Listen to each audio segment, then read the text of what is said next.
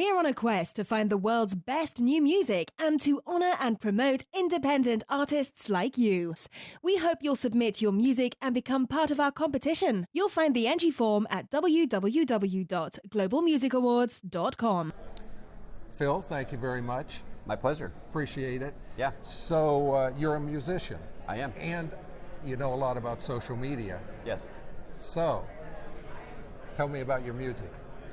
Well, I'm a saxophonist. So I'm a jazz saxophonist. I'm also a worship leader in a church. So I've been doing that for 30 years. I have been active as a jazz musician in various ways. I'm also a songwriter. I've written probably a couple hundred songs, most of which you'll never hear of, a couple that you might, one that's been heard around the world. So yeah, been playing music since I was 8 years old. I started on clarinet, then went to sax, then guitar, then piano, then been in bands, jazz bands, choirs, the whole bit. I have a music degree. So it's at the moment, it's more of an avocation. I'm not really relying on it primarily for income, but I've been a full-time music minister and gigged a lot a few years ago, but right now it's more a side thing. So you're spending more of your time with social media. So why is social media important for musicians? Why is it something they need to be serious about? Social media has become the new place to find your audience and to stay connected to your audience. So whether you're finding your audience on Facebook, on Twitter, perhaps Google Plus and Instagram, that's where people are spending their time. They are connected to each other online, and you've got to be where they are. And if you want to stay connected, build an audience, keep them loyal to your music, keep them excited about what you're coming out with next, that's really the place to go, especially when you're starting to build your reputation.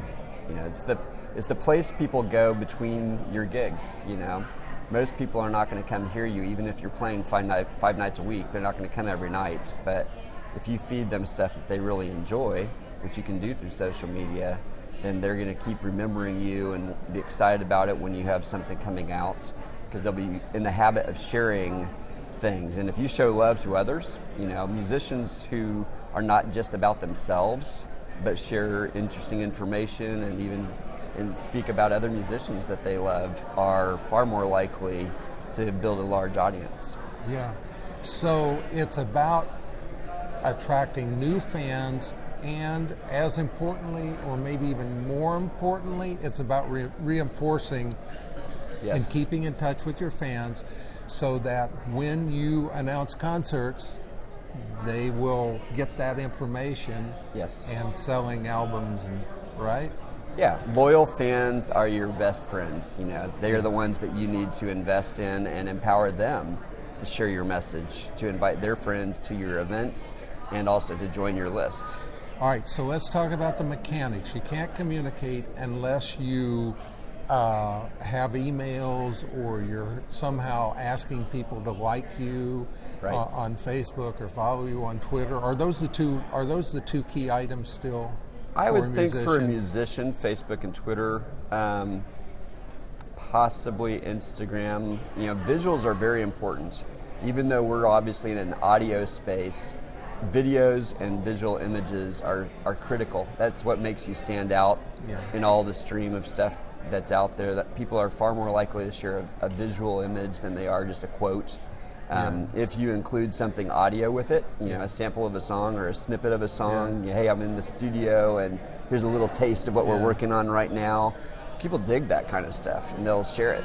So how do you collect the information in order to be able to reach out to your friends in a performance environment? You're at a gig, you're at a concert.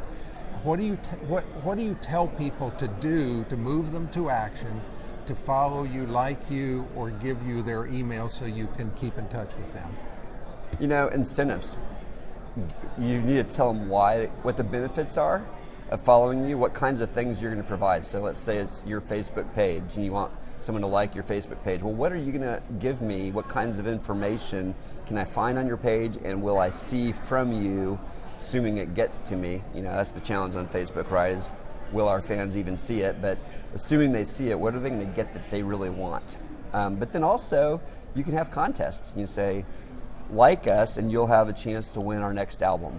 Like us, and we're running a contest for one person to join us on the cool tour that we're doing, a cruise. That's or a biggie, isn't you it? do those kinds of things, people dig it, and if it doesn't have to be expensive stuff, it has to be what they want, though. Right. They don't It want doesn't cheap actually stuff. have to be merchandise either, though. It could be information. Is Or it that could be true? access to you. Yeah. Hey, we're giving away an interview or a backstage pass at our next concert when we're in your town. Your fans love that kind of stuff. Yeah. Or, we're going to let you help us write one song on our next album. Yeah. One of our fans, and there's all kinds of cool stuff as musicians that we could do that our fans would dig. Yeah.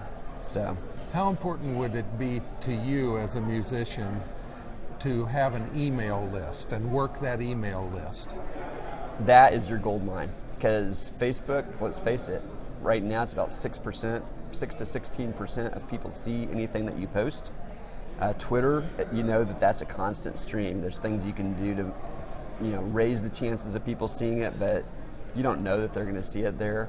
Email, you have a guarantee that it's going to be delivered to their email box every time you send something. So your Facebook and your Twitter really need to be feeding back into your email list, because then when you announce, hey, next concert, here's a tour, here's where I'm playing locally, here's the next album, they're going to see it, they'll reach out and they'll respond to you. Yeah.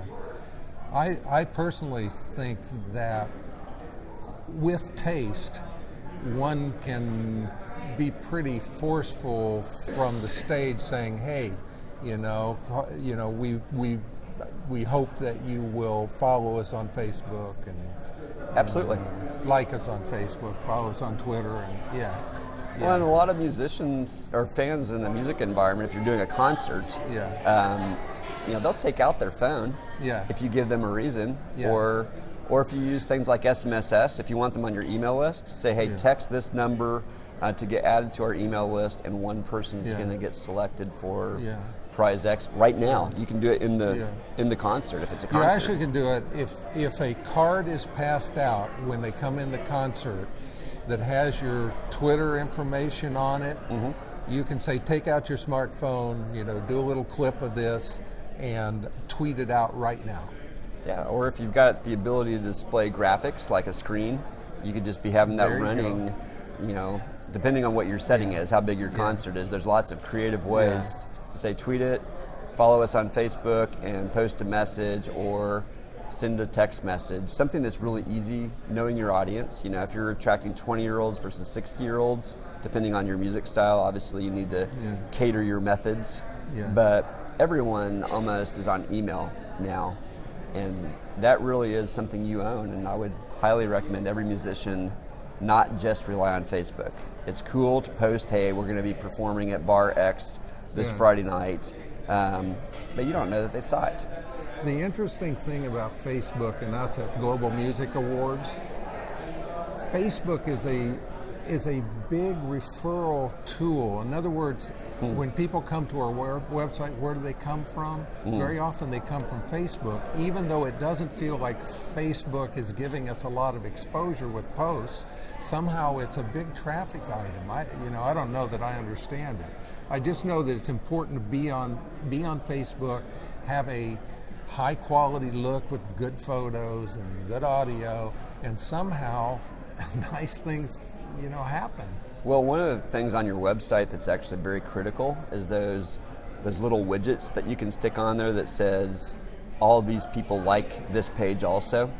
So you have your Facebook page. I'm forgetting what the widget's called at the moment, but you always see these over on the side of my friends Joe, Sally, and Steve. Oh yeah. You see their faces. Yeah. They like this page, and it's kind of an invitation to like it also, and that's the social validation. And when you see that actually does increase the chance that someone's going to like you and see things from you. So I would highly recommend that kind of that back and forth integration. All right, Phil, we're at Social Media Marketing World, so give a plug for Social Media Marketing World, because I think it's a really wonderful platform to learn a lot, about Sure. social media. So Sure. So, Social Media Marketing World, we're in our third year. Next year, 2016, will be April 17th through 19th here in San Diego. At the San Diego Convention Center, we get thousands of marketers from all over the world who are coming here to learn. We have this year 130 speakers talking about everything from Facebook to LinkedIn to Twitter to social strategy. How do you measure this stuff? How do you build your audience? How do you find your audience? How do you know what kind of content to create for them? How do you create the visual imageries that are going to stand out in the busy world? Just kind of all the mechanics. We're very focused on the tacticals of what it takes to build an awesome social media presence. There are people from all different walks, major brand businesses. how many countries here? 49, this conference, 49 different countries. 2,200 people at this conference. Roughly 2,200 people. 2,200 people. Yep. And including some musicians. Yes. So what's the website? Well, you go to socialmediaexaminer.com /SMM World. And Phil, if somebody wants to reach out to you. My Twitter ID is Phil_Mershon, MERSHON. I'm on Facebook at Phil Mershon /Phil Mershon. I'm on LinkedIn. And if you really want to get some more advice, reach out to me on email, phil@socialmediaexaminer.com. Phil, thank you very much. You're welcome. You are a very busy guy right now, so thanks for taking time for this interview, because I know Absolutely. you got a million things you have to go do here. Just a couple. Great. Great. Thanks so much. You bet. Thanks. We encourage you to submit your best music to Global Music Awards. Receiving our honors will impact you in incredibly positive ways and expose your music to a wider audience, including music industry insiders. Submit your best music to Global Music Awards so we can help boost you to the top. You'll find the entry form at www.globalmusicawards.com.